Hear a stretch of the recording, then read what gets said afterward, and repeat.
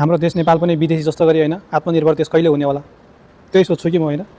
हेर न कतिपय हामीहरू त अब परदेश जान्छौँ होइन विदेश जान्छौँ नि यिनीहरूले त हामीलाई त खाना नपाएर आएको जस्तो गरी सोध्छ कि भन्छन् कि यिनीहरूले तिमीहरूको नेपालमा पनि खेतीपाती छ र के खान्छौ त्यहाँ भन्छन् कि मान्छेहरू यहाँको मान्छेहरूले यति हेपेर बोल्छ नि होइन त्यो त मन कटक्क खान्छ कि होइन। तर के गर्ने हाम्रो देशको नेताहरू नै अब गतिलो नभए सबै चोरै चोर भएपछि अब जनताले त त्यतिकै दुःख पाउने भइहाल्यो नि।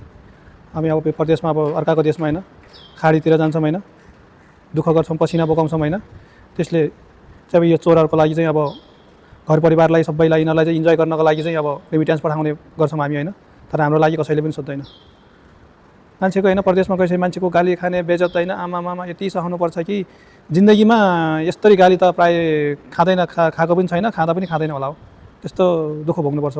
त्यो किन भन्दाखेरि हाम्रो आफ्नै देशमा होइन रोजगारी छैन केही पनि छैन होइन आत्मनिर्भर छैन नि त सबभन्दा त होइन त्यो हो जस्तो लाग्छ मलाई चाहिँ होइन।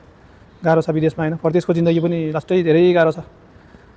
देश अब मैले चाहिँ सोध्छु कि कहिले हाम्रो पनि देशमा होइन यस्तै विदेशमा जस्तै गरेर होइन आत्मनिर्भर आफूमाथि नै आफ्नैमा देशमै होइन रोजगारी सबै चिजहरू हुने हो होइन त्यसको चाहिँ साह्रै चिन्ता लाग्छ कि।